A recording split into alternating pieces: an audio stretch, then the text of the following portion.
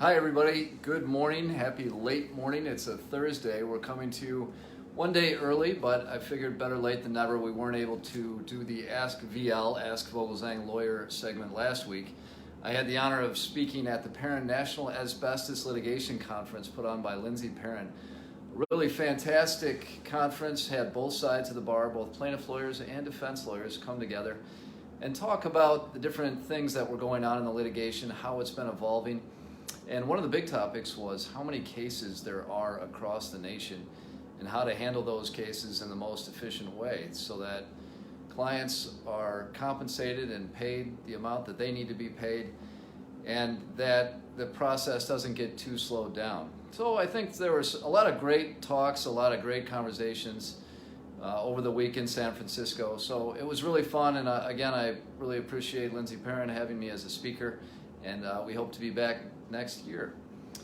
The other thing going on is a night of 1,000 noogies. So that's put on by Gilda's Club, and that'll be at Park West on the north side of Chicago in Lincoln Park, right near where I live. And Gilda's Club is a great institution started by Gilda Radner from Saturday Night Live. And she's been doing, or not her, but the institution has been helping cancer victims and their families through support networks. And they do all kinds of great fundraisers in Chicago. So that's going to be Saturday night. And hopefully we'll be there in attendance. Several people from the firm, Vogelzang Law, will be there. And looking forward to a great night. What has happened in addition? Let's see, we had a huge verdict, $6 million on behalf of a mesothelioma victim yesterday at the Cook County Courthouse, the Daly Center. So that trial lasted about a week and a half. And I didn't attend the trial, but there's a lot of these cases. So in any given year in Cook County, we might have 100 cases filed at the Daly Center, and that's several different law firms that are there filing cases. And obviously this one, both sides couldn't come to an agreement where they could settle, and they left it up to 12 jurors, and that was the result. So pretty exciting news. That's not the norm. Usually cases settle, and I'd say there's a verdict maybe once or twice a year in Cook County.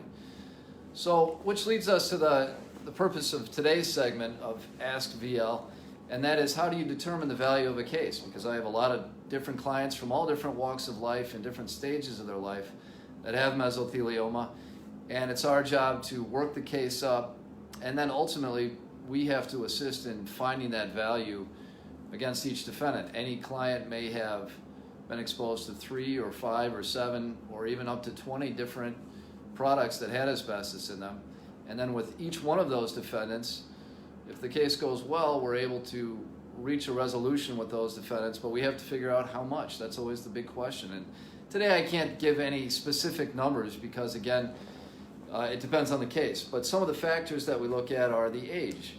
If an individual is 65 years old versus 85, now of course a life is a life, and if you're the 85-year-old person who has meso, your life is very important to you and worth a lot, as much as a 65-year-old.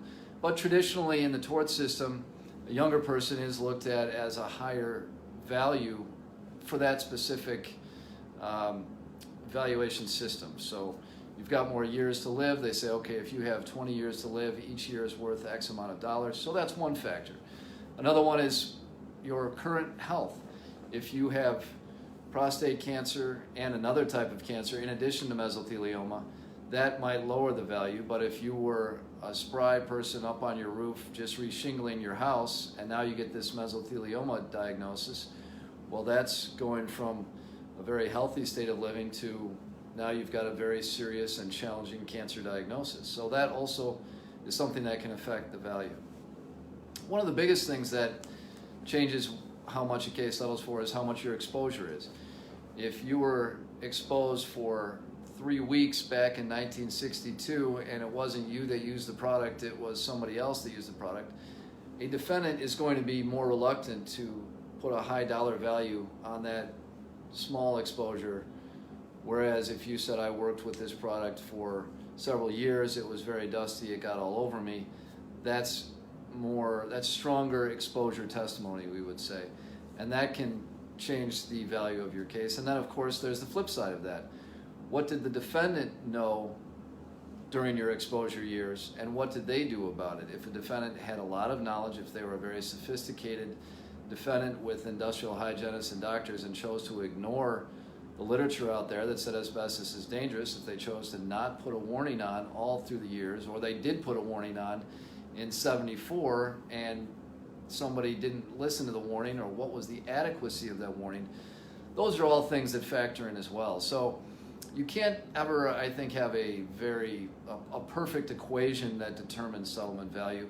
But these are some of the things that the lawyers go back and forth on and say, well, my client was heavily exposed to your product and you didn't have a warning on it. And a defense attorney who's representing one of these defendants that made a product may say, well, we did warn and the product wasn't dusty. So we fight back and forth. And then ultimately, if we can't get to that number, every client has the option of saying, you know what, that's not going to be enough, or on the defense side, that's too much money. And we say, okay, then let's let 12 jurors decide.